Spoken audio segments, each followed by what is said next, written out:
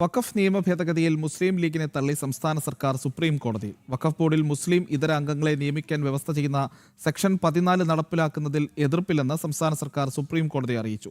സർക്കാരിന് വേണ്ടി ഹാജരായ സീനിയർ അഭിഭാഷകനാണ് ഇക്കാര്യം കോടതിയിൽ അറിയിച്ചത്.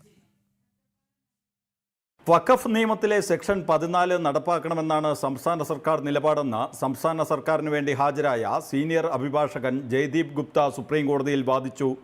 It's only, my lord, the two non-Muslims. In the other matters, my lord, the ratio of Shias will have to be determined. And then, my lord, other various, my lord, segments have to be decided. Different segments have to be taken. Kindly see the undertaking given by the state before the High Court.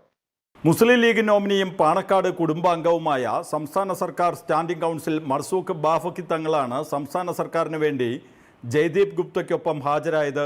League നേതാവും AAG-യുമായ മുഹമ്മദ് ഷാ തിങ്കളാഴ്ച ഡൽഹിയിൽ നേരിട്ടെത്തിയാണ് വഖഫ് case സീനിയറിനെ brief ചെയ്തത്. അതേസമയം കേരള വഖഫ് board കേസിൽ നിർണായക ഇടപെടലാണ് supreme കോടതിയുടെ ഭാഗത്തു നിന്നുണ്ടായത്. ഹൈക്കോടതി ഉത്തരവ് സ്റ്റേ ചെയ്യാൻ തയ്യാറാകാത്ത സുപ്രീം കോടതി സർക്കാർ ജോയിന്റ് സെക്രട്ടറിയുടെ മേൽനോട്ടത്തിലായിരിക്കും വഖഫ് ബോർഡ് പ്രവർത്തിക്കേണ്ടത് എന്ന ഹൈക്കോടതി നിർദ്ദേശം നീക്കുകയും ചെയ്തു. നയപരമായതോ പ്രധാനപ്പെട്ടതോ ആയ തീരുമാനങ്ങൾ എടുക്കാൻ ബോർഡിന് ഹൈക്കോടതിയുടെ മുൻകൂർ അനുമതി വേണമെന്ന നിർദ്ദേശം നിലനിൽക്കുമെന്നും സുപ്രീം കോടതി വ്യക്തമാക്കി. വഖഫ് ബോർഡ് കേസിൽ എല്ലാവരുടെയും വാദം കേട്ട് ഉടൻ തീർപ്പ് കൽപ്പിക്കാൻ കേരള ഹൈക്കോടതിയോട് സുപ്രീം കോടതി നിർദ്ദേശിച്ചു. ജനം, ഡൽഹി.